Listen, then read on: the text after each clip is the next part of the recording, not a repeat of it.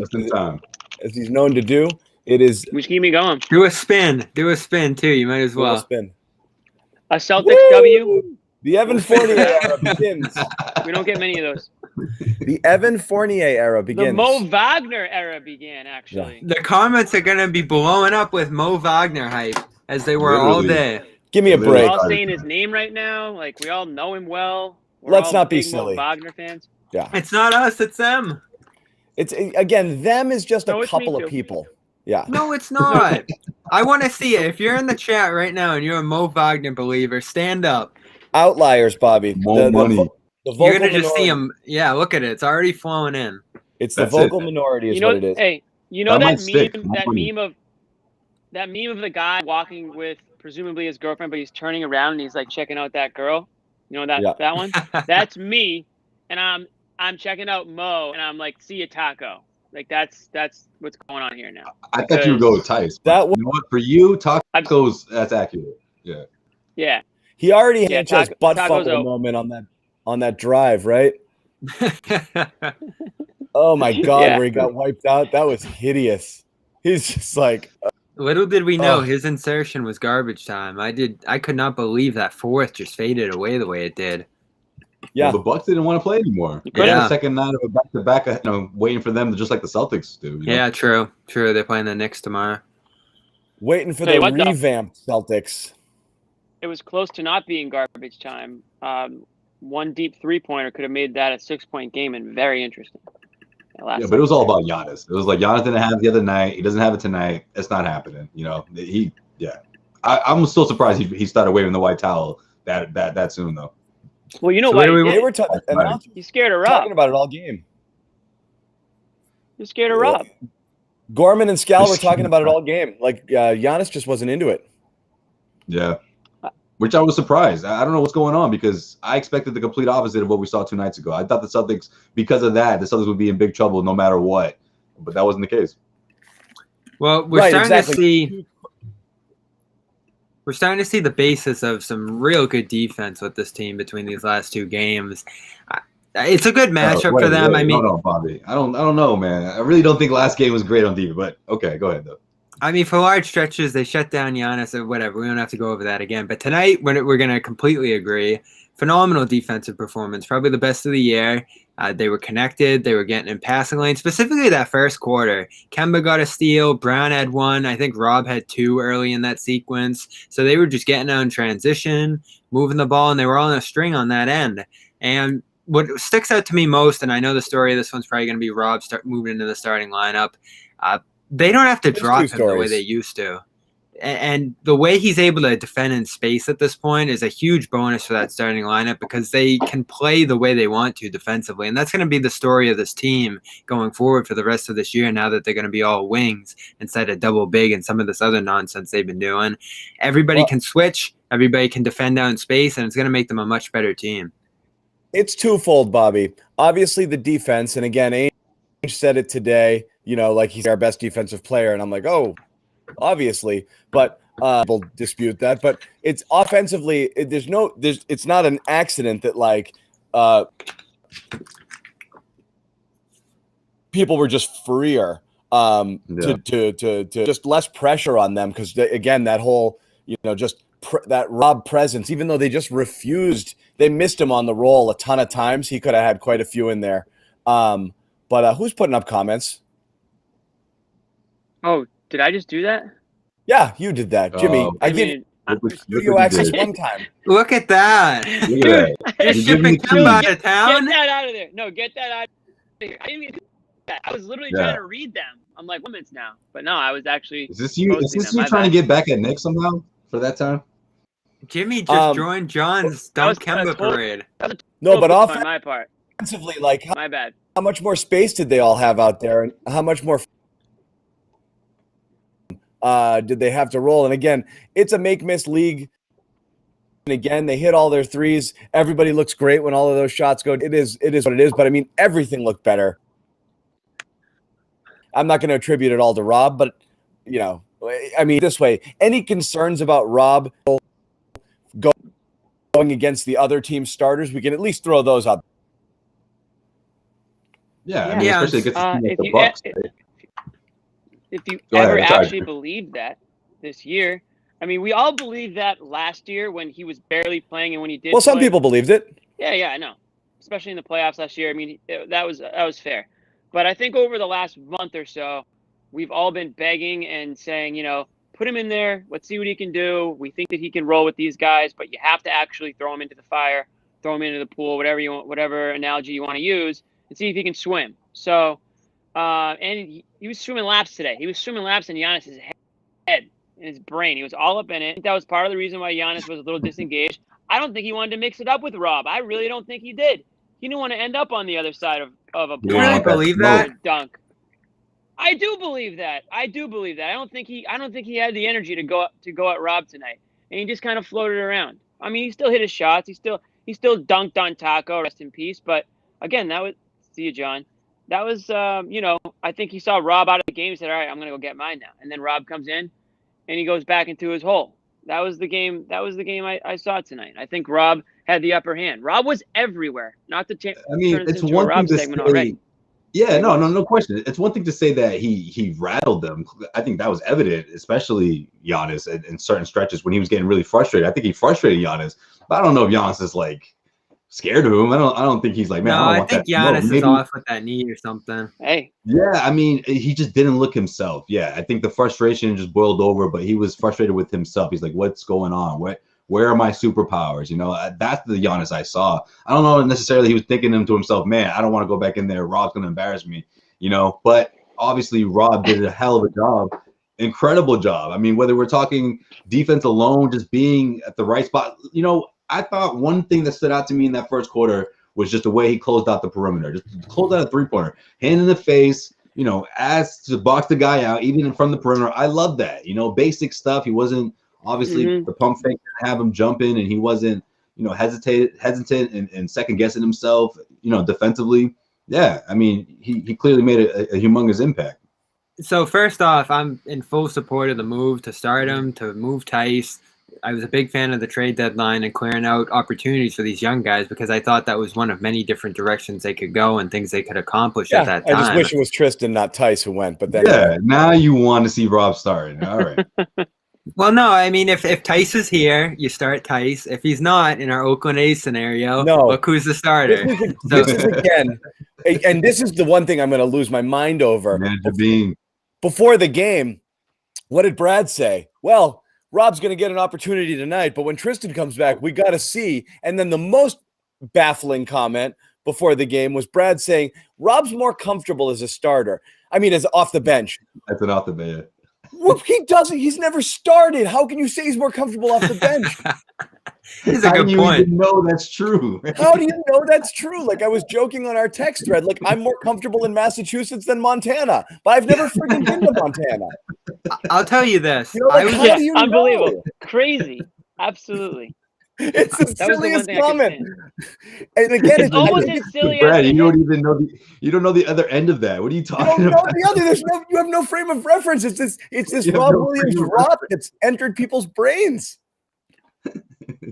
We come up with every excuse in the book to not this guy. I don't understand it. It's crazy. He's more comfortable starting with the hip and everything. He's more comfortable coming off the bench. And tonight he's threatening like a quintuple double at halftime. Yeah. I thought he was going to do it, man. If this game was close, he might have pulled it off. Well, let me say this: he should continue to start when Thompson comes back. Thompson's going to have to earn his way back into this rotation period, specifically with something we'll get to later when it comes to buyout centers and stuff like that are floating out there. But he's proven it over a month now. He can defend in space. He's become a lot more reliable on the offensive end of the floor. And, John, you saw it again tonight. He can possess that ball in the post a little better now. He's either going to move it right out or he's going to be able to turn and dunk on guys. And you didn't see that second half tonight, but you have seen that in recent weeks. As a starter, I'm expecting some ups and downs, and I'm willing to live with that. I mean, tomorrow against Oklahoma City and Al Horford and all that, I wouldn't be stunned if it's a rougher game for him. Al Horford plays? Yeah. So I actually thought this was going to be the tougher one for him. So big credit to him. This was an extremely hard matchup, assignment, all that stuff, and he absolutely thrived. So this is what you want to see. Continued progression, week in, week out, and it's been a straight upward line for him. It's not just Rob, and a commenter just made it here, and I agree with this 100%.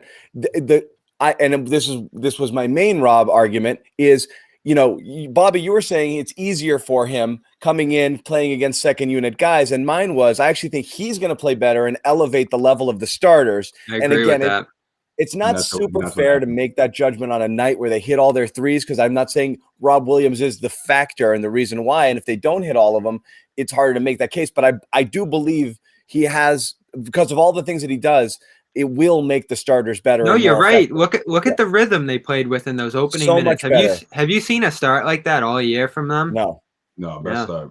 Easily. So, and people are aware of where he is all the time, and that's the difference. So, like, I think we got it in our own heads that, well, Tice will occasionally shoot a three, and he therefore creates spacing. I think the spacing's much better with Rob, because you have to account for him all the time, and it just it just created much more space for these guys to operate. And again, you're right. That first quarter, you could see it. They were just free and easy and getting better looks. It was just.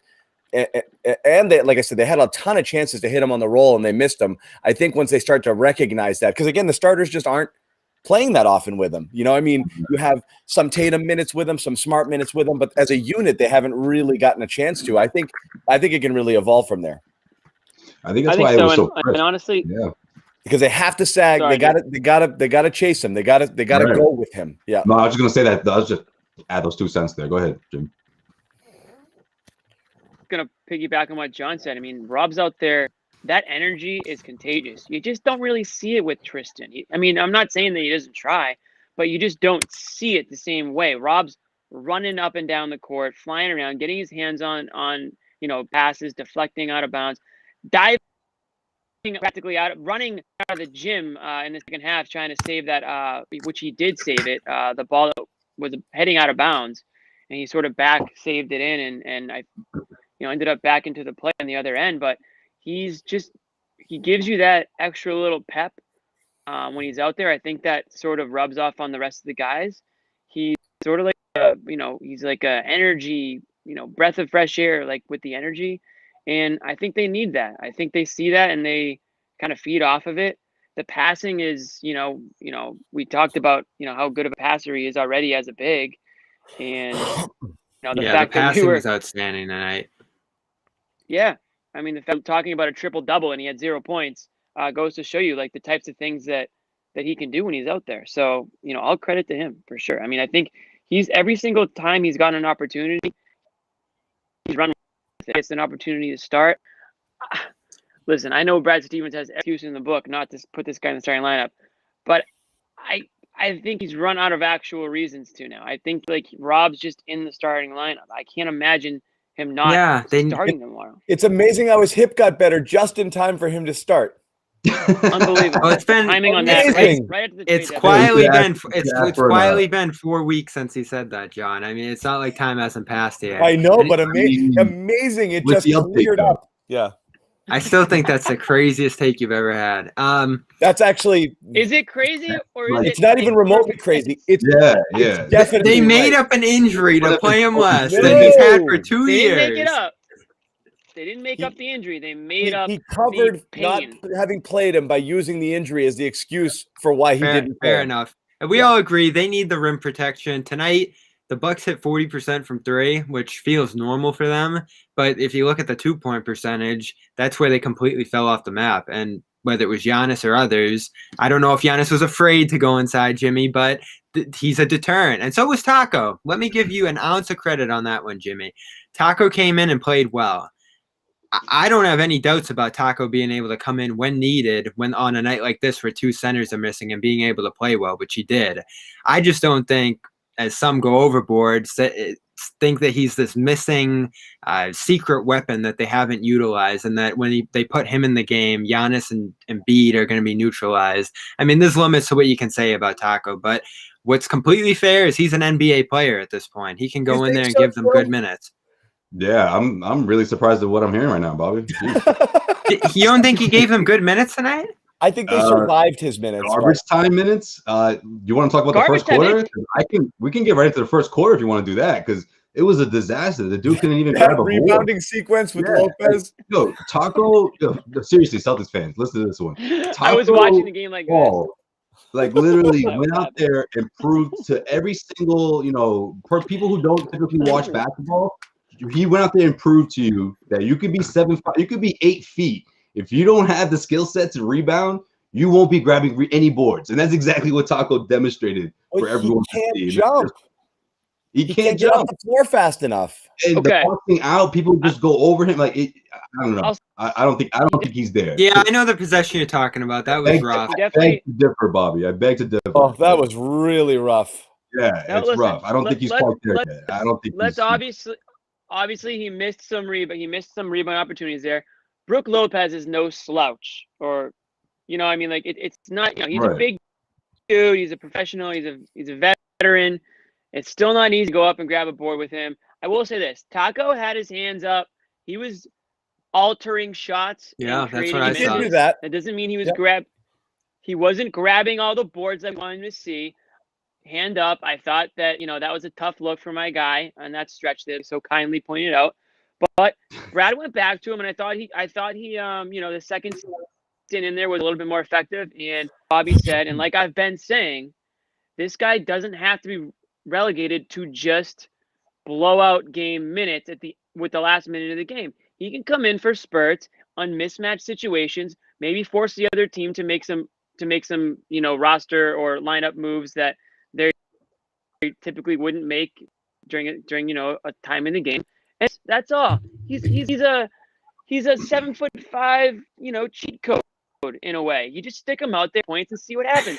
Don't leave him out there for 10 minutes and have the. I don't think he's a cheat code, but he can hold his own. That's all I'm saying. I don't know. He's a cheat because he's 7'5". That's like a literal code you put in a video game, and you get a. Yeah, but the opposing teams. Yeah, it's like the opposing teams know what to do. They swung him out to the outside and put him in space. Exploited pretty easily, right? Yeah. So I'm not begging for him to join the rotation. I'm just saying on a night like this, we saw the Wizards game early in the year. He's come a long way. I mean, he wouldn't have been able to do this the beginning of his rookie year. So I do want to shout out Grant too, though. He played a good game. He's had a good series here.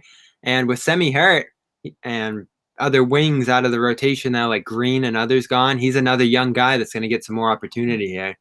Yep. Yeah, they need it, right? I mean, they need help, all the help they can get at that 4 spot. And yeah, I mean, shout out to Grant because he was playing like this before the trade, right? Before the deadline came and went. Better. He fell out of the rotation, right? So this is better. This is better. That's true. He gave them 31 really good minutes tonight. He was, and we knew he was going to play. We said it beforehand. I mean, this was with no bigs outside of Rob. This had to be a Grant game, but they played a lot of, they played a lot of minutes together too. So, I mean, he was out there quite a bit. And they're a nice combo. They got good rapport. Fine. Yeah. And did fine. I hate Grant as a small ball 5, but he did the minutes they had him out there tonight were definitely useful. 30 minutes. I mean, I was surprised you didn't see some 5, but when I think about Teague, Ojale, they were missing a lot of bodies tonight. And they didn't have the wings to work that small ball lineup that they probably are going to try out at some point here. They're going to do more 5-out, Steven said today. They will, for sure. This is so refreshing to me. Third wing in Fournier, you can do that, though. It was easy to do it when you had Gordon, and you could easily do that. When it was that lineup was great there when you had Smart with Tice and the 3 wings such a switchable lineup. I mean, and so much size all over the place. Just a really tough lineup. For a guy who wanted to tank the season, you sound awfully excited, John. I don't. I'm saying that gives you that flexibility there. In a perfect world, I still think this team's a first-round exit. So, the Bucks, I don't know. The Bucks came in tonight winning 13-14. No, yeah. I mean, saying, I got what you meant, though. Yeah, I got you. What I'm saying is, if the Celtics missed the playoffs this year, it wouldn't be the John's worst. best case scenario. I would rather miss the playoffs than be a first round. Right, you're bleak. I'd rather miss the playoffs than be a first round exit. And I'm still worried that this team's not a top 4 team, which means they're going to run into a buzzsaw in the first round. And this is probably the team they want, right? I guess so, right? But I mean, you certainly, if you don't climb out of 7 or 8 and you go Philly or Brooklyn, you're in you're in some trouble. Bobby, you argued beforehand that you think that they've passed the Heat. Just with these acquisitions, I certainly don't think so. What? But I guess make your case. So it's not about Oladipo.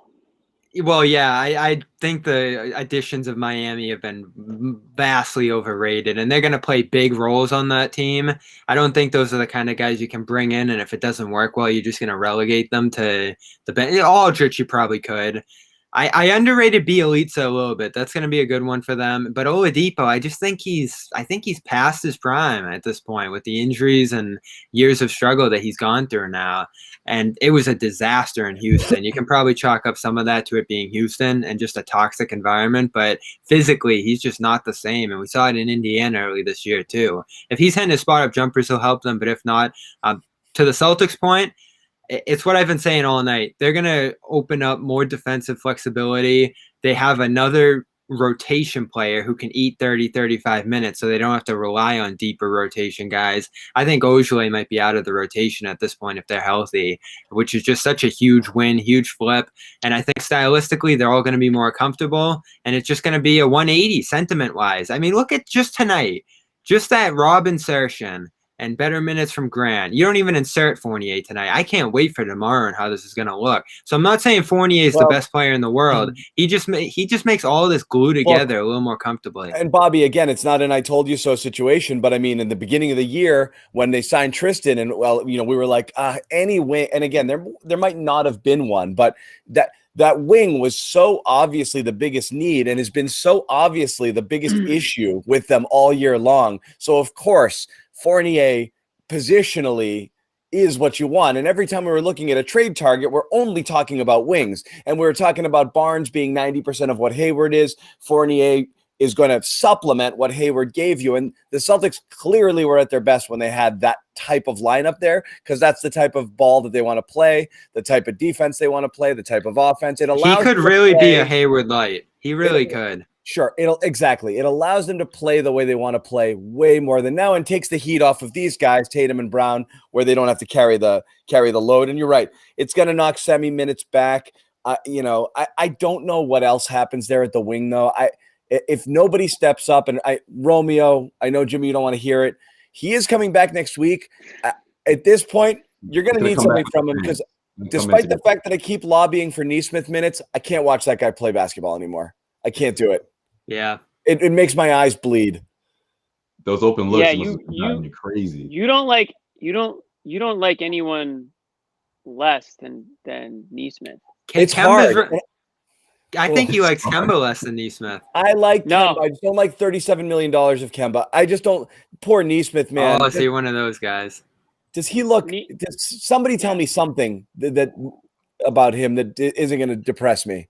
He looks a little lost out there, and by a little I mean a lot. That one picture you tweeted that we all saw was when he runs to the elbow. He ran next to Tatum, and he's like, "I'm right here." And Tatum's like, "Dude, I'm right here. I'm 2 feet next away to from Tatum. You. What are you doing here?" And as soon as he gave it up, he was like, "I'll run to the other side." He told him, he's like, "Get out of here. Get out of here, man." And then he to the other side where Rob is. Rob's like, "All right, get out of here and take your defender with you." You don't know this already? Like, come on. Yeah. That was. I love how Tatum's a little low key in that sense, because I saw a similar moment later where Mo was just kind of spazzing out trying to set like a seal, and Tatum just like runs right by him and the other guy, and it's like, get out of the way, guys. Yeah, he's like, but you can tell Tatum's looking at, and Brown looks at him too. He's like, "What are you doing over here, man? Like, come on." Like, he passes it to him. He just passes back. He's like, "I'm right here." He's like, "Get away from me." Like, this is the way we do this. Are you even on this team? I like it. That was tough. When's the last time? He needs a year. I don't think it'll work. We saw Tatum like that, right? That all-star, superstar swag, telling people where to go. Oh my God! Orders, screaming out orders, draining three-pointers. Assassin. They're taking it to the rim. What is he getting to the rim? He got to the free throw line like in the first 4 minutes of the game. I mean, I like to see more of it. That's pre and post all-star 2020. This might be short-term memory, because is this the first time we've seen that Tatum since? Yeah. Couple of flashes in the bubble for sure, but this was very much like that pre-COVID, pre-bubble Tatum every night, where it was just like, get out of my way, like just locked in. This was so good. High level passing too. Break and the weeks after, all of it, free and easy. It just felt smooth, like he wasn't forcing the issue as much. He's gotten caught too many times this year, just trying to just jam it home, just really force stuff that's not there, take really high degree of difficulty shots. Right. Yeah. This was awesome. And that goes back to your Rob point. We've all said it. The biggest beneficiary of those Rob minutes is Brown and Tatum. It's such an easy outlet for them, and it gives them so much more space individually because they're still not traffic guys. They're still not high-level floor generals. They need to be simplified a little bit and just have that downhill guy and stuff spread out wide. And that's another bonus to Fournier, another guy who they're going to be able to kick out to and rely on in those spots too. Nesmith's not going to be playing next week. It's over. It's over. Yeah, but you know what though? This new style of offense, it's over. I like it. I dig it. This thank the Lord. No more double die by the three, but everyone just get back on defense. Like that's it, right? I mean, you guys can see it in that first quarter. Like this is like everyone has the green light, so to speak. But if you don't hold your own defensively, Brad's gonna pull you. I mean, at least that's the way I see things in that first half, or I saw things in that first half with Brad.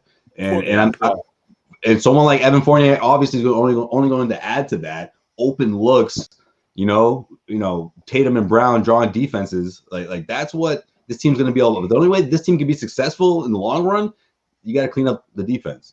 And this is what I'm saying, John. You can't be top 10. We can't be a top 10 worst defense in the NBA. Put it that way, because that's what it is. That's exactly where the Celtics are right now. They didn't need a significant overhaul, and we can still argue whether it was the best move long term to make a minor upgrade here rather than a larger one, a bigger scale type of move. But they were close enough to being a really good team, a complete team, that just getting one NBA starter in the room who fit well, which is what they ultimately did, was going to shake this up quite a bit. And you just the team seemed to have more hope tonight, didn't they? There was just a different level of energy.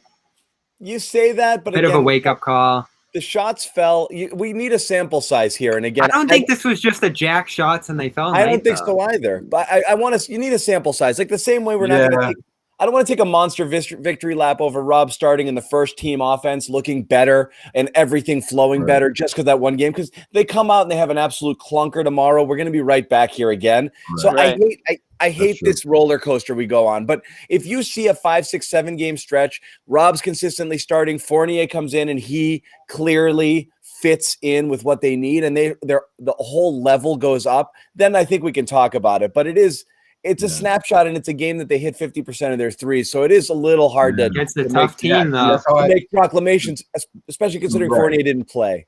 Right. And also, too, Bob, you got to remember, like, this is sort of like, this is an emotional game for the Celtics, heading into it. You see new faces. You're seeing, obviously, everyone is thinking, man, not necessarily pressure, but obviously the city of Boston, people are expecting results now. Okay, here's the deal that happened, a couple of trades, new faces, show us what you got. And I think they had that energy. And the one guy on top of the list of that, had that chip on his shoulder, I think, because of everything that happened was Marcus Smart. I think Marcus Smart was going into this one like, hey, listen, I'm going to show to everyone, you naysayers who don't think that I should still be here, I'm going to show you guys exactly how productive I can be on both ends. Definitely for him, right? You got a classic 3-point making, coming up with huge stops, forcing turnovers, Marcus Smart, taking charges, Marcus Smart game. And that's exactly what we saw against the Bucks. Yep, one of those guys who set a tone early in this one, and he did it his way. It looked rough with the shot selection early, and then all of those threes just started burying in the third. Don't mind me, not a Wi-Fi issue. I'm just stepping out of the room for a split second. You guys keep going.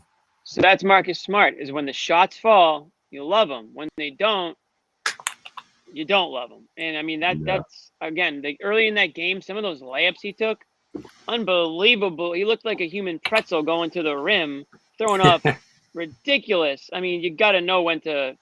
He just makes a decision and he just sticks with it. I guess I don't know if that's a good or a bad thing, but it's like he's like, yeah, I'm definitely driving to the rim and I'm going to lay up this ball. I don't care how many defenders are on me or how I have to twist my body. But second half, those shots started to fall, and that's good Marcus. If he's missing those shots, then we're talking about bad Marcus. So again, it's one of those, the shots were falling tonight, and you want to give the Celtics credit, of course. I mean, that third quarter was unreal. I mean, they put them away in that quarter. They were, everything was falling. Credit to them. And Marcus, Tatum, Kemba, I thought had a strong game. Pretty much from start to finish. We didn't really talk much about him. And then Rob, I'll say this, and John's not here, but Rob starting isn't even is that a no? But John would just pile on. But I mean, you had to force Brad's hand to start Rob, and I'll never really understand why. Danny had to literally trade Tice in order to get Rob in the starting lineup. Because he missed that 3-pointer, though. That's why, Jimmy. That was what did it.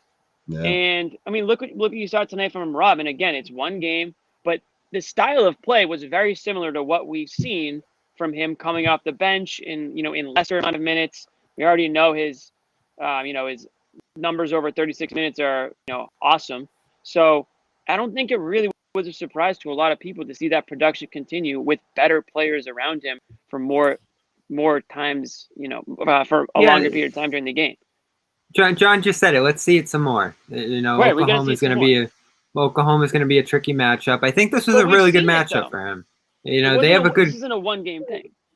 They have a good game plan when it comes to playing this team. They build that wall. Grant's able to get into more comfortable, matchups next to him. So I think it all worked well for the front court here, where when they're able to pack the paint against this team and protect the rim the way they did, it all worked out. Now there's going to be some other teams that exploit them a little bit more. There'll be a lot more switching-oriented games. And on a night like tonight, let's be real. I don't think they would have been able to play Grant for 31 minutes against other kind of teams and have that work. And so there would have been more pressure on Ojales and those other type of guys. My point is, this wasn't an obvious move, and there weren't obvious things for Brad to do throughout the course of the year. There just weren't a lot of options. Like, Rob's been playing for a month now, and they've still been losing games. He's been playing more and more in recent weeks. They lose to the Grizzlies. They lose to the Bucks on Wednesday. This was a personnel problem all throughout. Now, maybe early in the year, you could look at Rob's minutes being a little low and say, all right, he's got to be more involved here. But I'll throw this back at you guys. Was he wrong in this tight sense to have everybody be involved? I know you guys just want to shelve Thompson in particular right to the side, but there's these certain ideologies that Brad carries, one of which is keep everybody involved, get everybody a role on this team, and have nobody lost in the fold. And that's just something he rolls with, and that's why you had three centers playing all year. You had no choice when you bring in a veteran like Thompson and you make promises to him, and he's a clutch guy, and you want to do right by that, and you don't want to have, you brought him here, and it's not like he sucks. He's playing solid. You brought a guy here who has a pedigree, who you sold, who you want to make nice with his agent and his pals, and you want to keep relations good, and you bring him in here, and you sold him on his role and what it's going to be. You can't just not give it to him when 5 games in, you're like, holy crap, Rob Williams got really good. And Tice got us to the Eastern Conference Finals last year, and he might be our third best big. And you could tell probably 5 games into the season that was the case. And what are you going to do? Pull the carpet out from under him? So they stuck with him 15, 20. It became so obvious so early that he should be the specialist who comes in there and bangs a little bit and gives you a few fouls a game and some physicality, but he should be playing the third most minutes among those 3 bigs. And that's I think the only case we were making all year, that it was pretty obvious that in this big rotation, Thompson deserved the fewest minutes. It just took forever to get there, and now you have no choice with Tice gone. He's going to slot in. But my goodness, if he starts over Rob when he's healthy, I'm taking a week. Okay. I'm not going to be. Does it matter though? I mean, if he starts and then he plays, how can you watch? It does matter. How can you watch tonight him play with that first unit and say, oh yeah, let's get some Tristan in there. It matters. I know the first 5 minutes of the game matter somewhat, but I say this about Drummond too. But it's all the rotations. It's continuing to stay with those guys. That's true. You get 2 big chunks in the first and the third, and to close the game. And really, the only opportunity he had to play with them, he'd have a few minutes with Tatum in the second quarter, but really it would just be the last few minutes of the game where you'd get Rob in there. And how many of those times were like, wow, they really played well with Rob in the game together, Right. So that it does matter, point. I think. Yeah. I just think we've reached a point where it's like they need more reps than ever together, because in the postseason, it's sky's the limit, if you will, right? for you Celtics fans that are dying to see more of this. Like, this is what we were talking about for weeks or months, or in John's case, months. I'll Back to be the playoffs, honest. yeah. For me, it was weeks. But John been saying this since before the new year, I think. So I've been banging this drum for a while, guys. Even in the bubble, we're just like, why aren't we like? No, you saw it. We do see that he's doing a lot of things out here, right? Yeah. Again, forget all of that.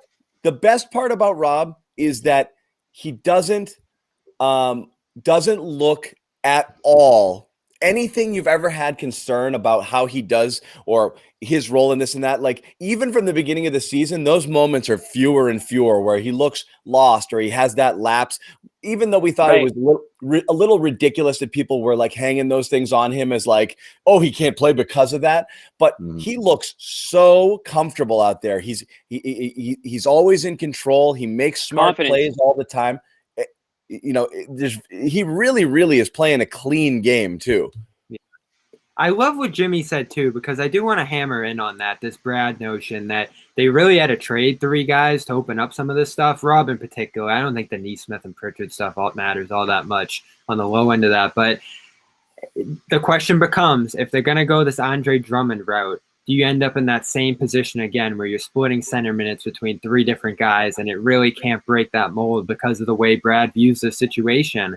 I think that's a real concern. I do advocate Drummond coming in, but I can see a situation there where Drummond's getting a little bit, Rob's getting a little bit, Thompson's getting a little bit, and then you're in a similar spot as you were before. It's such a tough line to walk, but Jimmy's right. Can you get Brad to change? I think it's a great chance. Your boy Thompson is playing.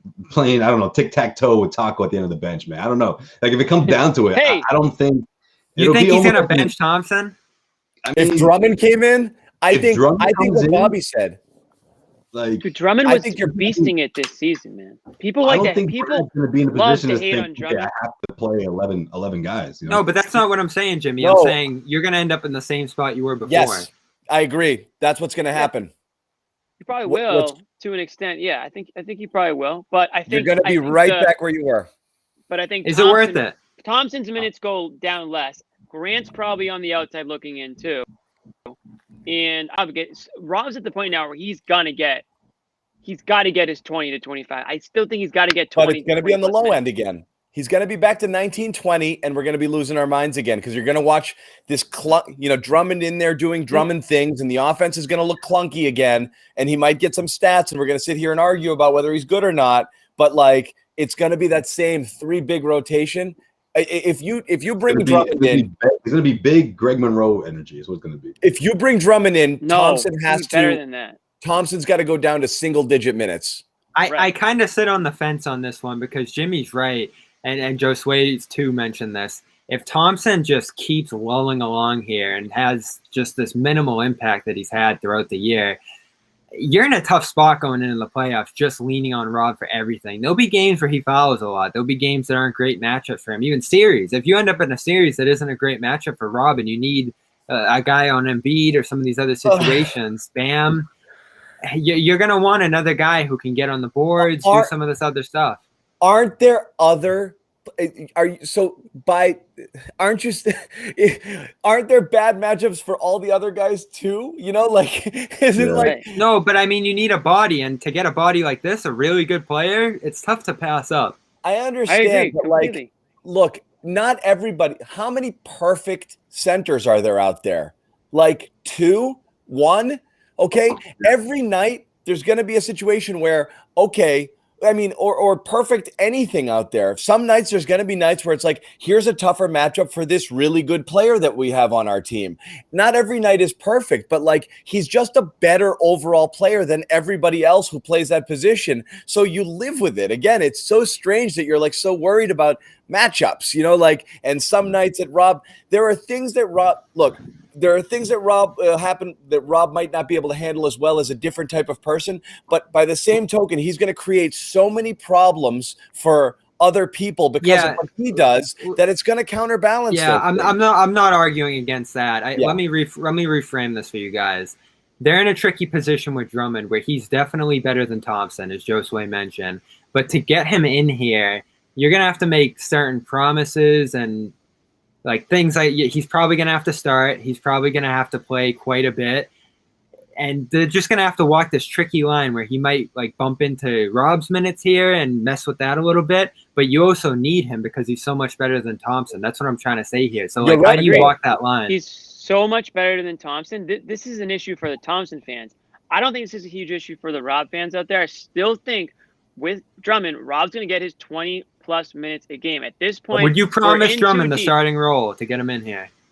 No, I don't think Drummond's looking. I don't think So Drummond can expect a start. But where? Okay, where is he starting? Well, Lakers. That's the thing, Jimmy. Because I mean Charlotte. Of the places mentioned on the list, Charlotte and Boston are the two you would think pathways to most minutes. Actually, Charlotte the most. He'll play a lot with the Lakers too. Probably more than Boston. Here's Charlotte the question. most, but with Boston, the only hook here is revitalize your career, and I'm going to give you 25 minutes a game. The Celtics have to sell him on that. If they bring him in here and he's playing 16 minutes a game, sharing the court with, that's going to be bad. So, he's coming in here to play 25 minutes a game. I think he wants to play 20. Let's call it 20. And he wants to go to a team that has a chance, whether that's the Lakers or the Celtics or whoever. Charlotte, I think. Charlotte, yeah. Charlotte's obviously a team now that you have to take seriously, but I think the minutes are going to be somewhat similar, around those teams. Now, does he have to start? I don't know. If you have to promise that, and all of a sudden he's starting over Rob, I don't think Rob's going to take exception to it.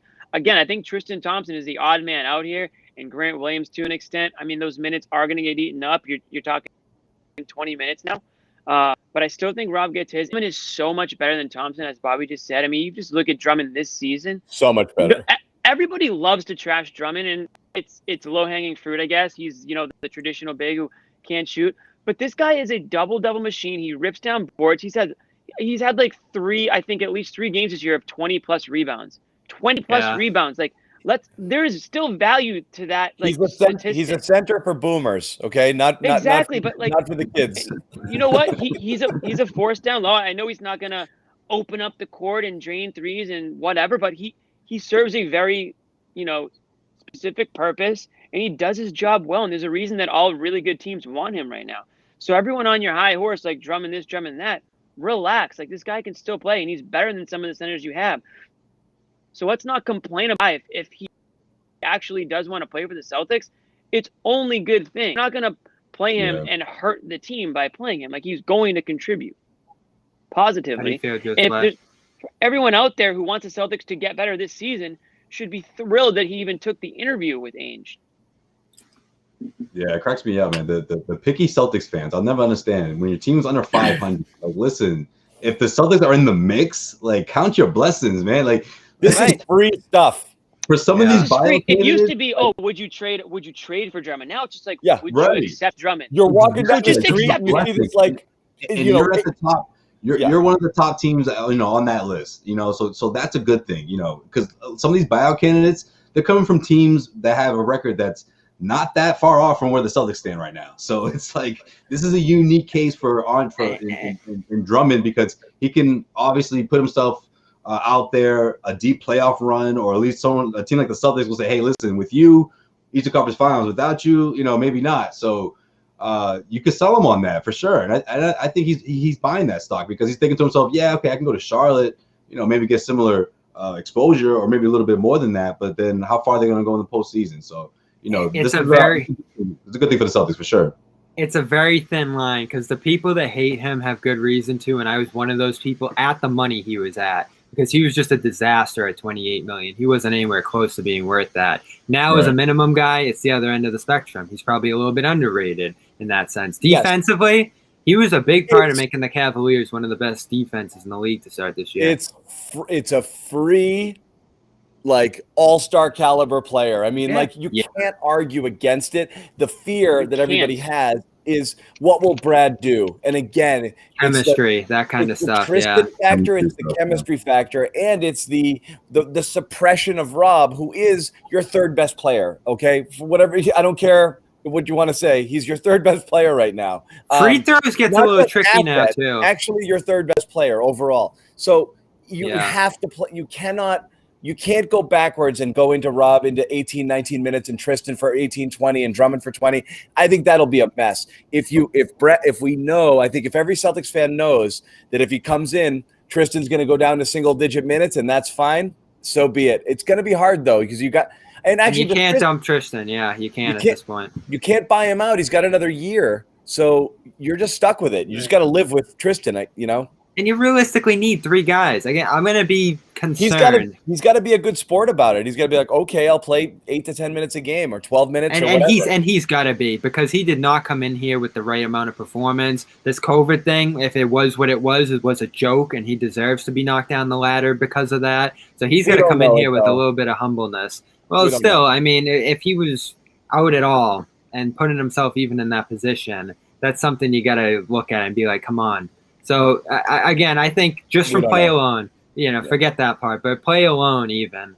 Yeah. He's got to be a little humble because he hadn't played well. I'll say this too, though. This is the tricky thing about losing Tice. In that situation, you'd have 3 horrendous free throw shooters at center, which is tough. That is tough. That's a good point. I do want to quickly point out, and we're going to keep going a little bit here, but a monster number again in the stream here. We had a ton of you guys joined us for the trade deadline special, which was huge audience, which was awesome. For those of you tuning in for the first time who don't already subscribe to our YouTube channels, please subscribe. Either the main channel or our Celtics channel, just letting you know, we go live after every single game. And anytime there's breaking news, other times during the season, we will be moving this show to daily sooner rather than later. And we do have a new sponsor coming on next week, and it's going to involve you, the viewers, and the people who are with us all the time, where we're going to give you guys an opportunity to share your voice a little bit. So you hear that, guys? You get to talk your shit. You get to talk your shit. People have been dying for it. All you message board warriors can now be voicemail warriors. Yeah, exactly. But yeah, subscribe to our YouTube channels, and again, good having you guys on board. Jimmy, you were about to go. No, I wasn't. Did you have something? Nope. I want to get something from Joe Sway. What are you talking about? We didn't hear Joe Sway's trade deadline thoughts. What were your thoughts from yesterday? Yeah, that's right. Yeah, what do you got, Joe? I love it. I mean, listen. 2 second-round picks, Jeff Teague, yeah, of course. I mean, obviously the biggest if is what's going to happen during the offseason. But, I mean, for his skill set, for someone like Evan Fournier, the way he's going to match in this team, and, Danny Ainge, what he has, obviously he's crazy about it. I think there's a good chance he signs. I mean, I know it's so early to say that, but I just think the Celtics are in a position to appease someone like him, right? Who's been in Orlando his whole career. Obviously, he's had great seasons prior to this one. This has been his best one, and you put him in this situation to be on a winning team and be one of the key pieces, whether it's right off the bench or one of the guys that's going to get a lot of open looks. I think he's thrilled about that. What's he have, like 78 threes on the season, and Jayson Tatum, all the stuff we were saying at the beginning of the show. Tatum, Brown, those are the kind of scorers that Fournier is just going to love. Why Aaron Gordon or other key pieces of that team, right? They couldn't necessarily always put the ball on the floor and score the way these guys can. And I think that alone is going to just open things up a lot for Evan Fournier here. So I'm excited about it. Again, not a first-round pick in there. You didn't throw in Neesmith. You didn't throw in, one of the guys that we're still trying to wait and see. Unfortunately. If they're going to pop or not. Unfortunately, see, exactly. So, I mean, I like it more because of that. No first-round picks, no Neesmith. It's a gamble, but I think it's a gamble well worth it. I mean, the Celtics are in this position right now. You have to take gambles. Thoughts on Luke Cornett? Perk's really excited about it. That's most of the scouting report I got up to this point. But yeah. I mean, it's about Fournier, obviously. That's a big grab right now. I've had to remind myself what that guy's name is like 7 times over the last day or so. I had to hop back and Google. Well, because if they get Drummond, Luke. I mean, that's the real question. I don't know if people have really thought this through. That's just like Jeff Teague. Jeff Teague's out there. Find a new home. You just got to find a new location. Fournier, though, this is interesting. This is interesting on Fournier. I've always known him as a pull-up guy, and it's true. He's 41% on pull-up threes, 36% on catch and shoot. So that is going to be a tricky line that they walk with him. How much on the ball is he going to be versus how much off the ball? Because there obviously are quite a few guys in front of him on the roster who are ball dominant, who need their ball time. So there's really not going to be a ton for him. We've talked about should he start, should he be that second unit guy? It almost does kind of seem like he might be like the perfect sixth man for this team.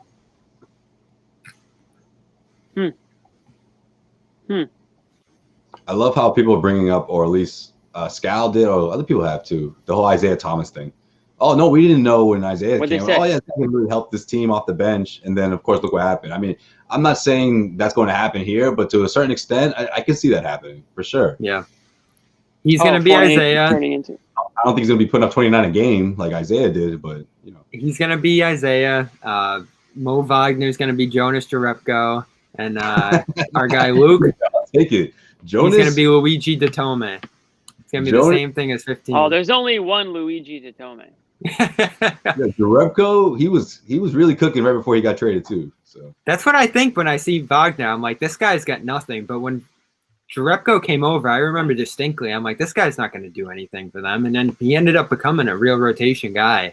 I don't know what to think about Wagner. The numbers are horrifying, but who knows? No. John, we got into Jerebko talk. John's not having it. He's mad. No, I mean, let's not talk about. We're sitting here trying to talk about finding minutes for Drummond and Rob and Tristan. Like, let's not talk about Wagner. You like? Yeah, I liked what I saw Wagner tonight. Little hustle during the quarter three. Took a shot to the face. I liked when he took it to the rim and missed a layup. That was actually seeing him put the ball on the floor like that. But that was a pretty good drive. The spin move, yeah, that was. Yes, I wonder if he can play some four. I didn't think he had that. Slapped Grant's butt. I don't think he thought he had that either. He was surprised when he got there. He was like, "Oh, I almost made that." Whoa, what am I doing here? All right. He kind of had like a smirk, like, "All right, I like it." Yeah, I don't know. I'm just glad they gave this team a chance. And they're not. That's really what they have here. Yeah, and you're right. Wagner and Luke. What's his last name? Huh? Cornette. Yeah. They don't matter, but Fournier in particular gives this team a chance. It costs nothing. I know you want to tank, John, which I still don't see the reason. I don't want to tank. If they happened to just lose enough games to fall out of the playoffs, I don't think it'd be the worst thing. That's the same thing. Right. Sound like the worst. No, tanking is deliberate. Tank is deliberate. Tank is trade away all the good players so the players who are left can't possibly win. That's tanking. Okay. No, but I thought you meant no. I don't think he meant. Bob, you didn't mean John wants to see the team blown up. I thought you meant you wanted to see them start benching guys. He just wants them to fall into the lottery, which like. How much would they gain? Which is what Bobby wanted for the last 2 months. Tatum, Well, no, I said go one of two ways: improve or do that, and they improve. Yeah, so you guys just want to go. You wanted to sell. I don't think selling was the right play. But that's the difference. Right. Yeah. And then what I said is this: they're not going to tank, and they're not going to win the title, so they're going to end up in the playoffs most likely, and they'll lose in the first or second round, most likely. But if they can at least be interesting. Play with some passion, play with some heart. I think a lot of fans will at least, pull less of their hair out for the remainder of the season.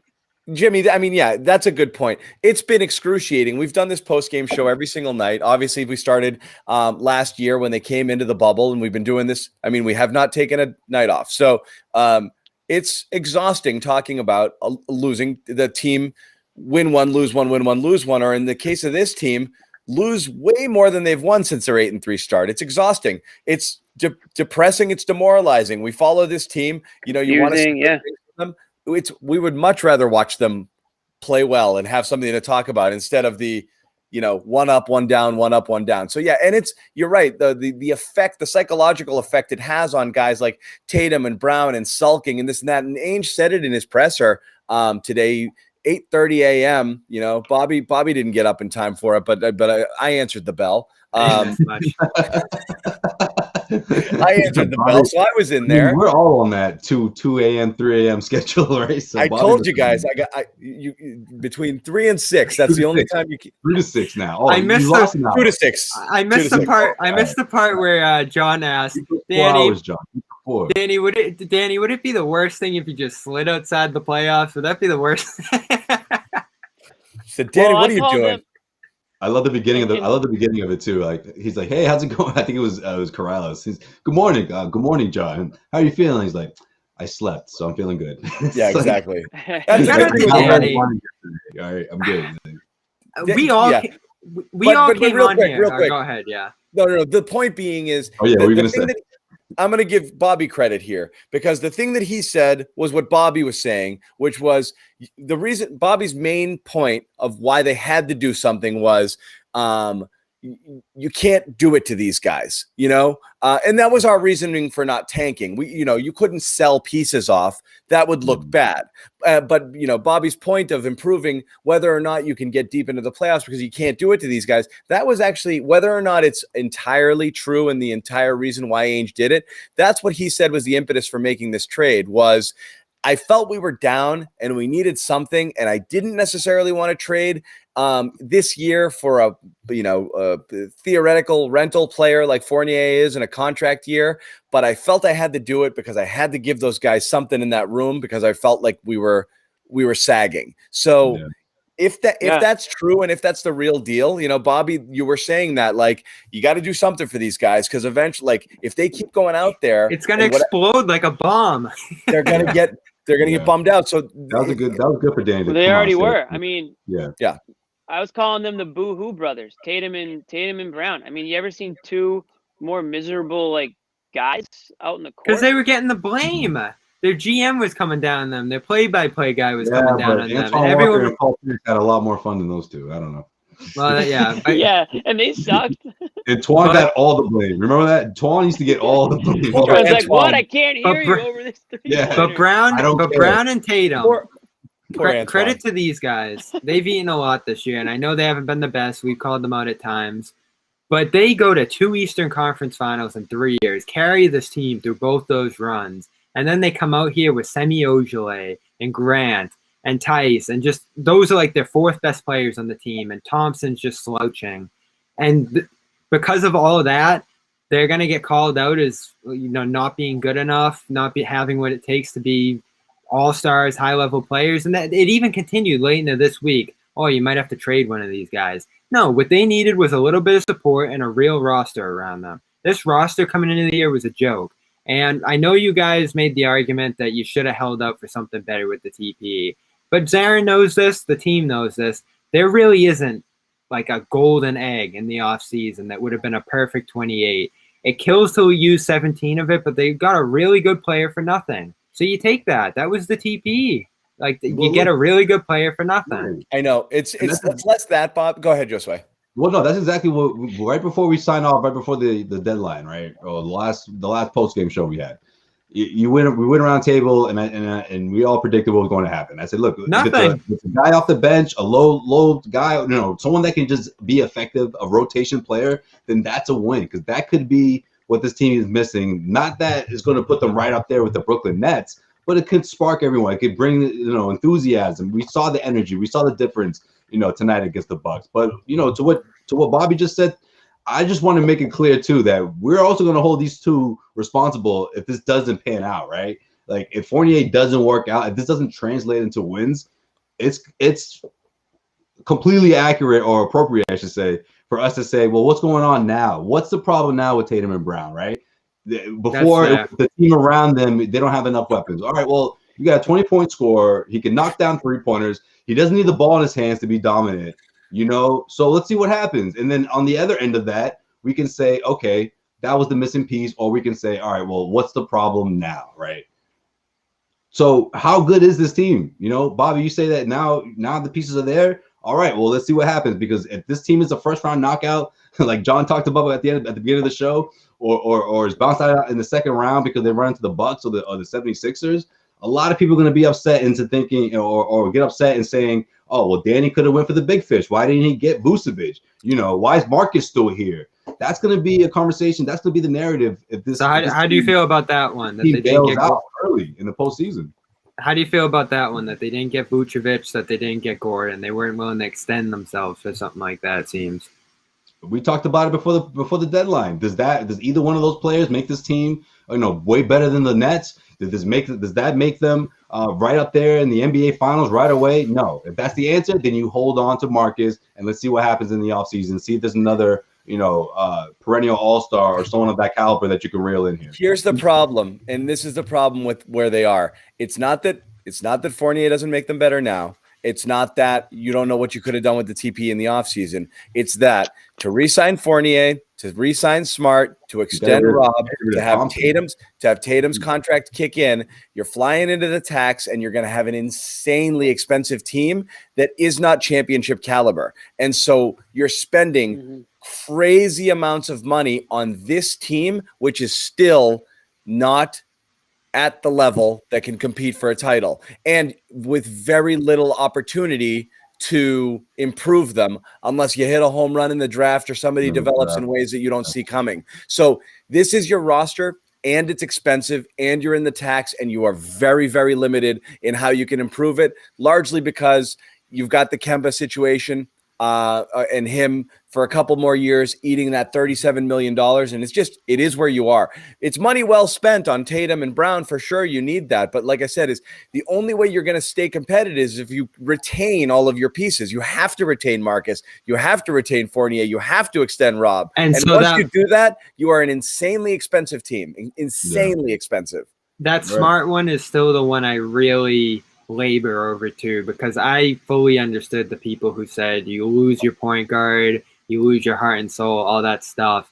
But just from a strictly roster management perspective into the future, there's a real case for doing. I don't know if I could have got it done because Denver did ratchet up the offer and we talked about that. But if and Ainge said today, Smart wasn't on the table. It was completely made up. And I believe that. That was probably Orlando really pushing for him. If they had the chance to do Smart for Gordon and then pull in Fournier and Gordon, so you get a 2-for-1 sort of here, depending on how he does in Denver, that could be a tough one to live down. Because I think Gordon could have been a really nice upside piece into the future for this team. You can't sign and trade, is that right? Yeah. No, the ways to improve in this offseason aren't great. It's essentially going to be keep this group together. You have to run it back. This team, as they finish this year, is your team at best next year. Not to mention, and that's it. They'll probably have to use this year's pick to dump Thompson. So that's like another thing they could have done here, which is that they're just going to end up wasting down the line. Yeah. I know. It's, again, the Thompson thing, and again, this is what kills you now. Not only is Thompson superfluous, but Thompson's the reason you were hard capped this year, which is the reason you ended up having to dump Tice, and now is a reason why you might have to use assets to move him out next year. Get him out, right? The same way you did with Cantor. So please take our guys and take our picks. I'll staple a first-round pick to it. Come on, take them. Yeah. I can't and so you don't want it to cost Smart, too. What you mentioned, John, if they were going to do all this now, it would have cost Smart on top of all of that. But at some point, you have to cash in for Smart because I think the day is coming where his value is going to start sliding. Well, they're in a tricky... that contract, that's your most tradable contract. It's right there. It's easy to match deals. And you still have a little TPE left. I mean, I don't think they'll still trade Marcus. They're in a tricky spot. And so here's the other factor. I might have traded him. See, that's the thing. I was just going to say, I don't think they would trade him during the offseason, but when you're in a tricky spot, that's when the weird trades happen in the NBA. We've seen this before. I hate this possibility too, but that scenario we just played out there, if you can't dump Thompson, would have put them in the tax. So maybe you ratchet up the offer to get rid of Thompson in that spot, like maybe give up some more picks and pull Gordon in here just because it's for the good of the team long term. So I want to address this comment because, again, you're right. This is where you are, though. Now, any sort of franchise-altering moves involved. I don't like it. Huh? I don't like that. I don't like it either. What I'm saying is the reason you're stuck is... We're 1 year away from this conversation happening. Go ahead, John. This is where you are. The only way you have to possibly do stuff and improve, and Jimmy's saying he's good. We're going to give you one more shot here. Yeah? I'm good. Is something like this. You need to do something seismic, and it has to involve Tatum or Brown, and everybody assumes it's Brown, not Tatum. But what are you gaining there? It's lateral. Yeah, it's lateral.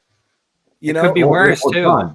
you know why I'm also what goes with this, right? I mean, let's say hypothetically a year from now, this team has a record that reflects something similar to what we're seeing right now, right? Is Jaylen Brown going to still want to be in Boston? Like, let's keep it 100, right? Let's be honest here. If you're Jaylen Brown, you want to give this another go for a third try? Like, listen, guys, this isn't working. We haven't gotten close to the NBA Finals since the bubble. You know, I'm thinking ahead here in 2022, right? Like, that's the problem.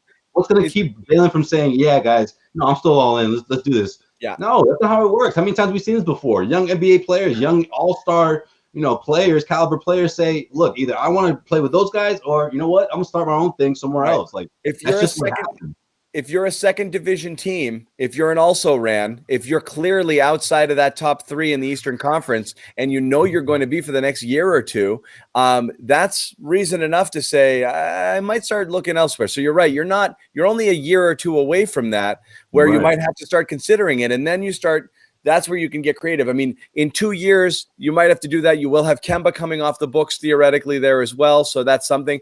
I think what you have to do when you're talking about find somebody for Tristan, this is not Kemba hatred. It's just ultimately you might need to have to find a way to get somebody to take Kemba and pay them to do it in the offseason. And that might be the only way.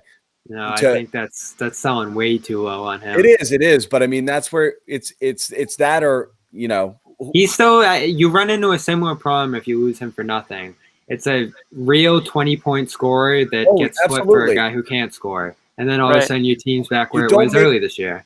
You don't make up for it in terms of player caliber, but it gives you some flexibility to do other things. Yeah, I mean, there's only so long of a window here. I know they're not in like a position soon to win a championship, but they got to wiggle this out as best they can to give themselves the best chance possible because, like you said, I don't know if there'll be a third Tatum and Brown contract, and you can't like do a quick restart here. Maybe that would be a good risk to take if you could get into the draft and find a third star steal, but that's just so risky. When you have a team in place right now as they do that's close, they're not quite there, but they're close. I think you just have to ride with that because if you go in the opposite direction, there's no telling whether you're going to get back or not. Look at the Nuggets. I think they've already missed their shot. This isn't negativity either. It's just the reality. The reason anybody, and again, a lot of people wrote about this as well. How have the Nuggets missed their shot? The conference. I don't know if they've missed it.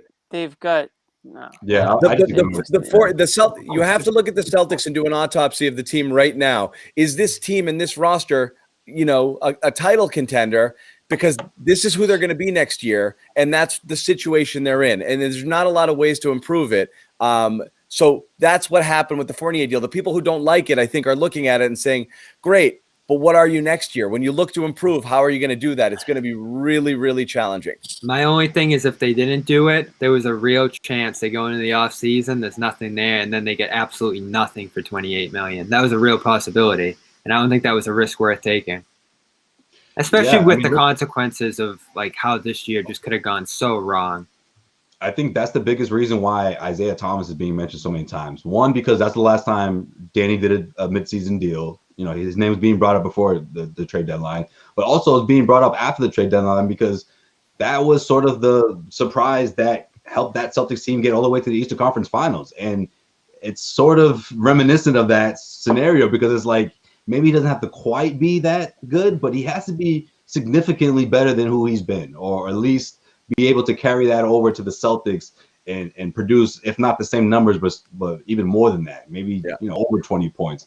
And all of a sudden, okay, now the Celtics in the best of 7 series, whether it's the Nets, Philly, in a perfect world, or I think that's how you put it, right, John, earlier? Like, the Celtics have a decent shot, right? They have a fighter's chance. This is where you're stuck here. And again, this is the bummer. 15 players in the East, though, right? Tatum and Brown. Again, my point earlier, though, if that's not enough, then what are we talking about here? Maybe these two just, maybe we're a year away from having that conversation. And that's why you needed that. This is what kills you is it.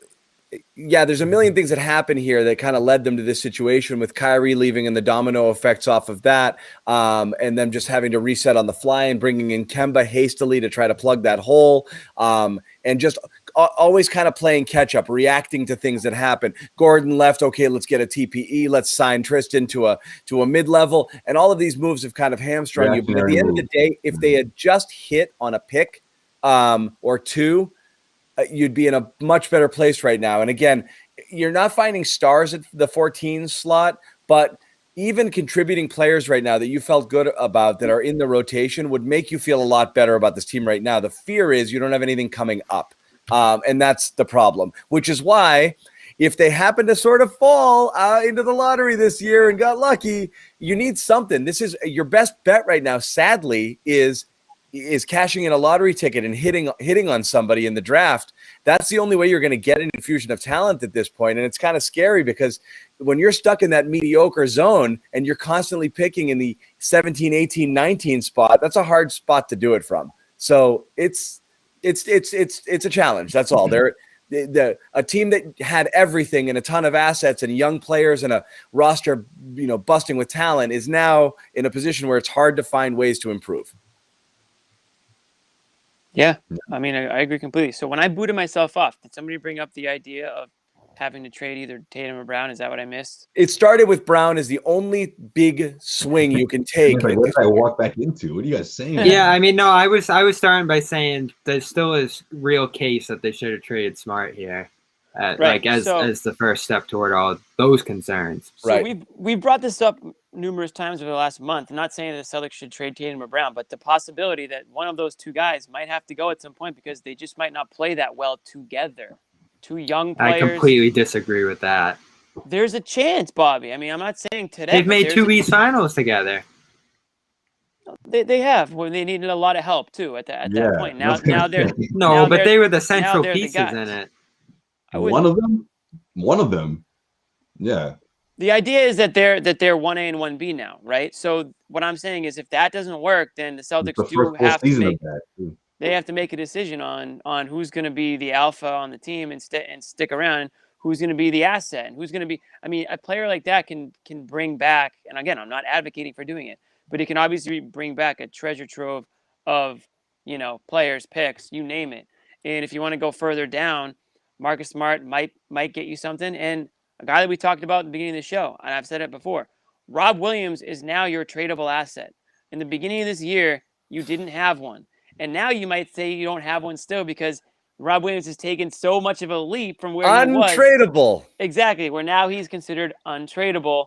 Before it was like, well, nobody wants him. Now it's like, we don't want to get rid of him, right? But he is still a player that if John's worried about, not having lottery picks or some sort of, up-and-coming player or two to fill a roster spot here and there, I mean, that's your guy. Or a guy that can bring in a star. I mean, Bradley Beal, for example. I mean, that's an extreme one. But a player that is a star in this league, at least a GM would pick up the phone and listen to your offer now that you might have a young guy. What's the point, though? You're losing Brown to bring that guy in. I'm not saying Brown. I'm saying I'm saying Rob is a centerpiece. I'm not saying you're going to get Beal with Rob. But you can get a player who is not, just some guy. I mean, what you guys are all mentioning would be the point that it was over. The second Brown and Tatum ask out, it's over. And if they both ask out, you're obviously screwed. I think even if one does. Yeah, if one asks out. One's going to ask, the other one stays. Yeah, that's how it usually goes. It doesn't have to get to the point where one asks out. I mean, Danny Ainge has never been shy to pull the trigger on a trade. He might see the writing on the wall. He might be like, I've already been burned by Kyrie. I've been burned by Gordon. I've been burned by Horford. Maybe he's learned his lesson and he said, listen, I'm gonna be the guy that, makes the hard decision here. Because he's also traded guys that, didn't see it coming. Let's be real. They have a 5-year window with Brown because he doesn't have an option starting this year. And that's a longer window than Beal has in DC. A lot of these other guys that we kick around as possibilities there. I know. No. And anytime John, a star says, I want to go somewhere, he gets to go. Well, that's why I thought it was so important to fix this team this year. Like, don't let that happen anywhere near here. But if they keep this rolling and they stay competitive and all that stuff, they do have a little bit of time. You also said they should tank. No, I didn't say that. I said if you don't. Absolutely said that. 100 times you said that, Bob. No, I said either or. I said that's what he's saying. You said both. Yeah, and they did the opposite. They improved, and I give them. You think tanking would have made Tatum and Brown happy and not want trades? You can't want both things. I called it the T word. I said, how dare you bring up the T word, Bobby? We said you absolutely can't tank because of that exact reason. You'll absolutely piss them off, and you could ruin, what you have with them. You'll get that trade request sooner than expected. Yeah, exactly. And again, is Evan Fournier the savior that's going to keep Jayson Tatum and Jaylen Brown. Oh, it's gonna make them so much better. Rob is. Yeah, right. Both. Yeah, Rob is. Freeing Rob Williams is, and you could have done that without trading for people. But anyway. Well, the tight we kicked around whether the tight trade was necessary from that sense, and it did hurt, but again, it's a good result. Just played Rob. Could have just played Rob. Instead, Danny Ainge had to make it physically impossible not to. The Moneyball trade. The trick, I mean, at the end of the day, you're glad Brad isn't a guy who just changes his mindset on like a day-to-day basis. I think he's been a good coach because he sticks to his tendencies. So I wasn't going to fire Brad to start Rob, which is really the only possibility. Danny waited until Brad left the room at 3:00, picked up the phone, and traded Tice because he knew. Brad was like, I didn't know that was coming. Brad was like, well, the deadline's over. I'll see you, Danny. Danny's like, all right, I'll talk to you tomorrow. It was so funny, Brad on the radio today. Yeah. He was like, I was shocked when Tice was traded. They had no idea. Yeah. Brad loved Tice. There goes his whole playbook. What do you think all right, so let's dive into that for 1 second before we get out of there. Why do you think that's Brad's approach? Why do you think it is like reliable, middle of the road, like not too much variance, and not like swaying too much off a couple performances? Because all of Celtics Nation thinks Rob should have been starting, but Brad Stevens, who's the real coach who has earned this position, says it's the opposite. Like, why do you think that is? Look, I've always said I don't think it's a basketball thing or a Stevens thing. I think it's a coach thing. There's a lot of coaches that do this, and I made a cross sports reference with Belichick. He did it too all season long, playing Jason McCourty at corner, because he's familiar and he's a veteran, and Simon's at the edge, and guys who've been around for a bit, who are more situational players, and he would trust them because they're trusted veterans and they can handle more responsibility instead of playing the rookies, Uche and Winovich and this and that.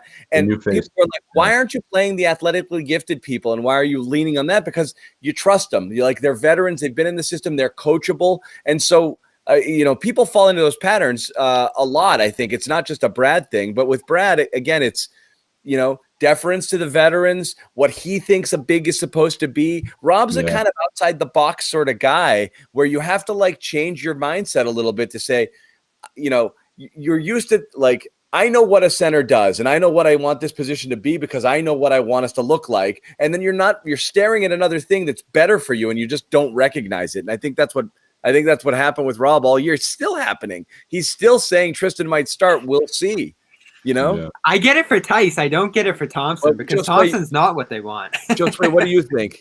Because I was just gonna say I think a lot of what you said is true, but I also think what goes into that is also Brad thinking to himself, like, man, like he's just not where he's supposed to be. He's not doing the pick in time. Like there was a lot of Rob, even at the very beginning of the season, where he just looked out of sync with the rest of the players. And I think a lot of the time Brad just didn't have a lot of patience for that, because I just think he looked at that position as like it's a ripple effect. You're not giving, the screens aren't crisp enough for Tatum, and you're causing turnovers, or you're not where you're supposed to be, and guys are getting back to the free throw line. And we saw those frustrating stretches where we're like, okay, he's gonna pull him now. And sometimes he would just honestly, it seemed like he forgot to put him back in.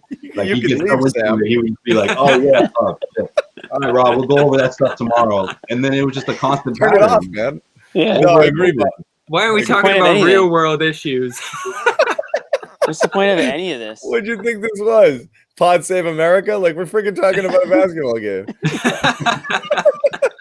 True crime podcast. What's guy just walked into a room? What podcast is this? This isn't the Joe Rogan Experience. Why aren't we talking about aliens? Oh man. Oh, I'm so glad this team's back on its feet, and it really feels like they are. I guess we'll see tomorrow. Fortnite. Let's see what happens. I guess we'll see tomorrow. And this is the part of the thinking with Fournier too. A very minor part. I don't think they did it because of this, but now you have a guy who can play on the Kemba back-to-back nights, which is pretty much going to go through the end of the season. So that should be a big boost tomorrow as well. Who's playing point guard like all day tomorrow, all night tomorrow? Pritchard. It'll be Smart and Fournier will probably start together. Big Pritchard night. He's been quiet. Every single person out there, every writer, and every single thing I wrote is positive Fournier is off the bench. And again, my immediate instinct was, maybe to start, but I have to think Brad wants this to be that 3-wing starting lineup again, and put Smart back to the bench. And everyone's like, he's going to be great bench scorer, and I don't understand that. Well, I believe in that, but there's also this thing I've heard around Fournier that like he really sees himself as a starter, and like they might have to kind of placate that because he is in an expiring deal now. It's that Drummond thing sort of that we think about there. So it will really be interesting the way they swing it there. Brad in his pregame seemed a little non-committal to him starting. Yeah, he didn't really seem to be sure yet.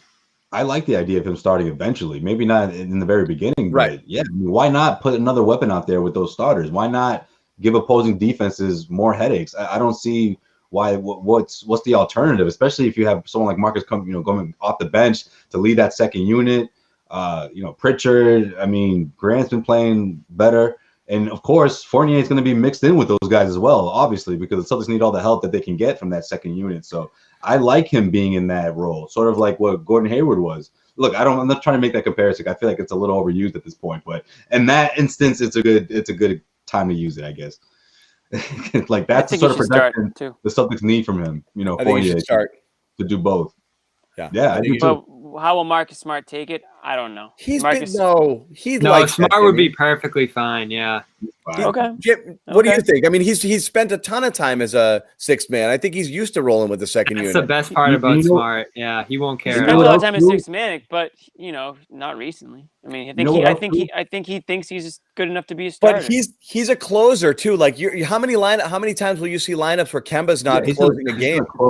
Yeah, Jimmy. You kind of play this game, Jimmy. Fournier is going to be a free agent. Smart's not.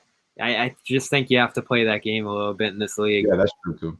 Yeah, I think so too. Also, yeah, that's a good point because I mean, and I've seen this so many times against the Celtics. Fournier can get really hot in that first quarter. Like that's an advantage for like guys like us that have watched this Celtics team all season long. Like how many times do you watch a first quarter where they're behind by 10 or 12 and you're just like, they're probably going to lose this game. Like I think starting games has all of a sudden like it's really important for the Celtics team. I think moving forward, even if they get out to a slow start, at least get someone out there that can get hot from behind the arc. That's not named Tatum or Brown. Yeah, it's a tough call. I do agree with Jimmy that he probably is a better fit off the bench. Plus, you look at the starting lineup tonight; those five, that's a really good five there. Like there's just nice cohesion between them, ton of defense. And then you kind of bring Fournier in as the spark guy off the bench. From a basketball standpoint, that's the way I'd go. I think it's going to be a little more complicated with that. And maybe. Yeah, no, I want Smart coming off the bench. I just don't know if he's gonna. I don't know how much he's gonna want that. Yeah. I mean, who wants to go who wants to go to the bench? I just think it's better. You just if you have people who can all handle the ball with that first unit and who are going to have space, having Smart running that point with the second unit, I think is just a smart move. I just think it makes more. I think it makes more basketball sense. But the tricky thing there too, though, is you don't really have a second unit. It's like Smart and Rob and. What else is there in terms of scorers and guys to distribute to? They're still a pretty thin team. You don't. You're right. That's a problem. That's the second locker room. It's not really. It's not really a second unit. It's your start. That second unit has Tatum in it. Usually just based off the rotation, he's coming in late first and running with that second unit in the second quarter to start it at least. So real quick, who's in the second locker room? You think? Oh my God! Well, we know that Neesmith's in the second locker room. Easy. Because every time he steps I don't on even the think court, he gets into that one. Every time he steps on the court, they're like, "Wait, who's this guy?" Yeah, we've never seen this guy. Nice before. to meet you. Pritchard in there. He's gonna be in there. Grant is definitely in there.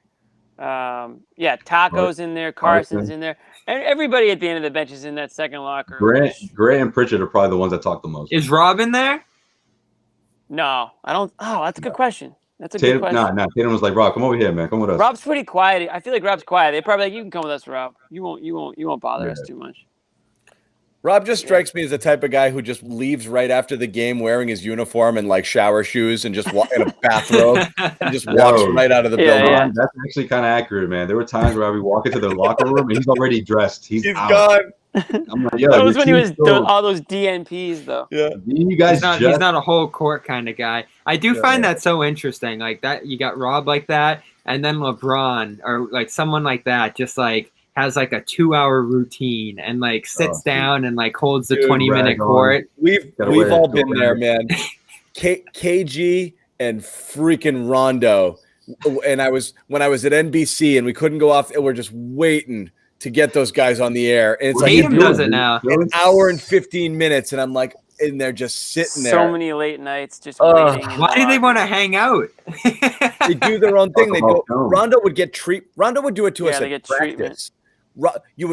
They'd come off the court and the media just wanted to talk for 5 minutes, and he'd be like, "Nope, I'm gonna go get 45 minutes of treatment." He would make everybody wait. It's like they're the president of the United States. They got a whole court. Yeah, KG would.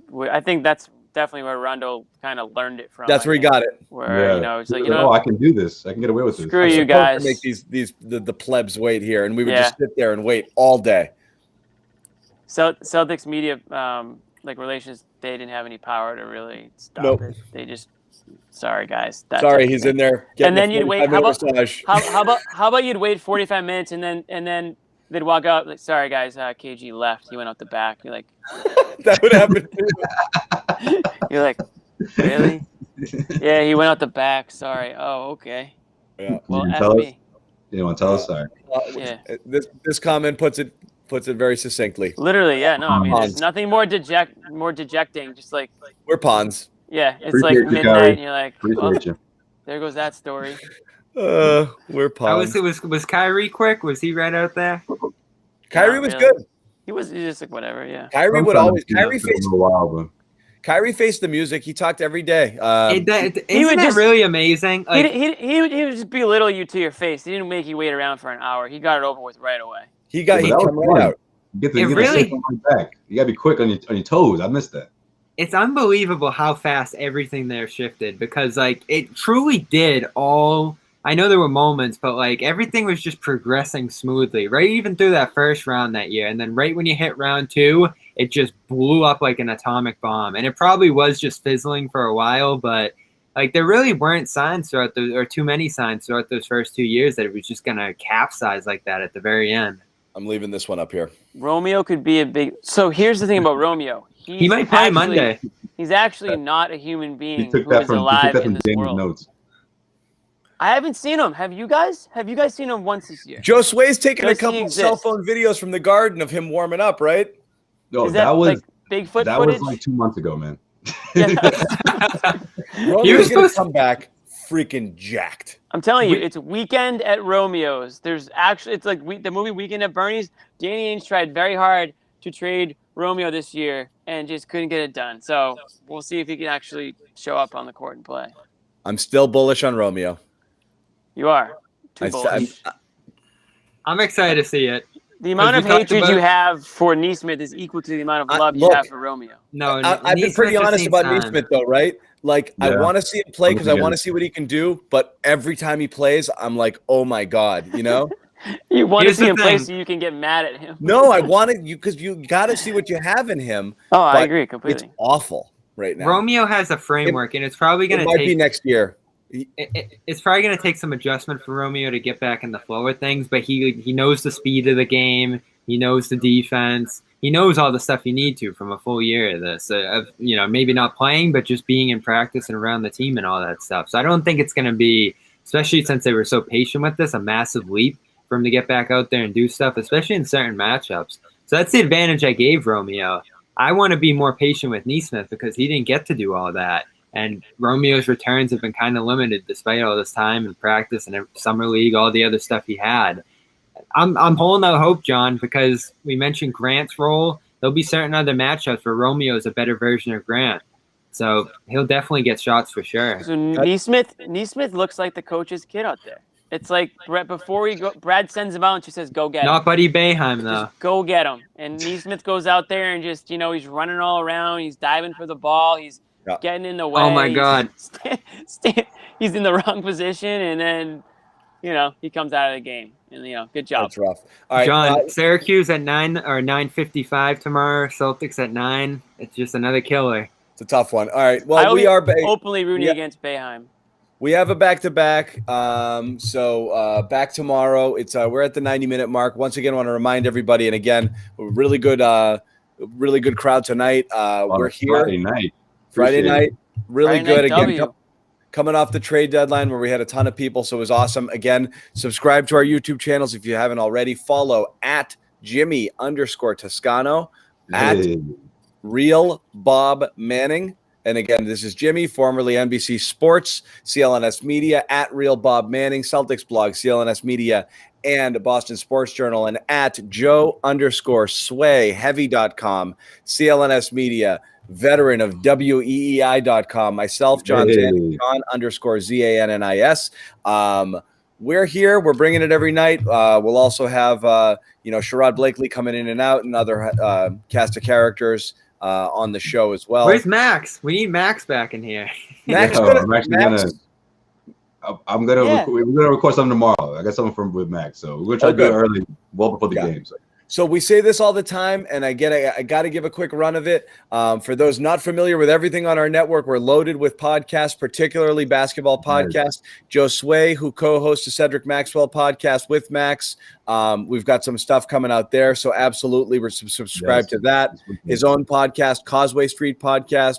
Bobby Manning with Dome Theory, also on our network. Jeff Goodman and Bob Ryan, that's on there right now. Subscribe on wherever you get your podcast, but it's also up on our YouTube channel. We streamed it live earlier today. Winning Plays, Celtics Beat podcast. What else am I leaving out? The A-List. The A-List with Sherrod Blakely. Awesome episode this week with Sam Amick, who was a massive newsmaker. And really good. The Jimmy John podcast. Jimmy John podcast. In development, yeah. That could be next. In development. Totally be next. And the Garden Report. Garden Report coming daily. Yeah, make sure you subscribe to the podcast version of the Garden Report. We do put the audio out there the night of. So if you want to listen the next day, you can't listen the whole thing, definitely go grab that. You don't pay for YouTube, so you can't watch it and listen to it without closing your phone. You can just go to Spotify or Apple and download the audio version. You don't have to look at Bobby. You can just listen to it. The voices. No, I think the picture's better than the voice. In I love this comment. What's the point? Yeah, seriously. How about what's the point of just tomorrow? Really, what's the point? Maybe Rob gets a triple-double this time. Who knows? We'll see.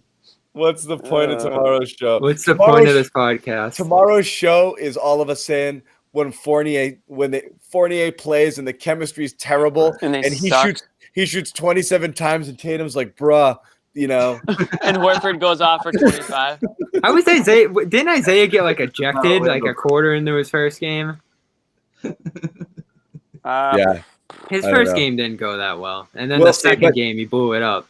It's reason enough. Fournier is expected to play tomorrow. I assume he's going to play real minutes. We got Lou Dort tomorrow. Lou Dort, one of the all-time. Al Horford. Good names. Can't wait for that one. Right now. Right. The jersey's kind of slumping up there, but you know what? Rob's definitely gonna have a big game because he called Al his mentor his first year with the Celtics. So this could be a big game for Rob again. This isn't the blog. The grasshopper and the young grasshopper and the teacher. Right, and he's come a long way. You know Al too. Al's gonna put his arm around him like, "Hey man, I've been watching you." Guys, you don't have to listen. It's not a blog. Kill him with kindness before the game is what Al does. Yeah, guys, see that little X in the corner?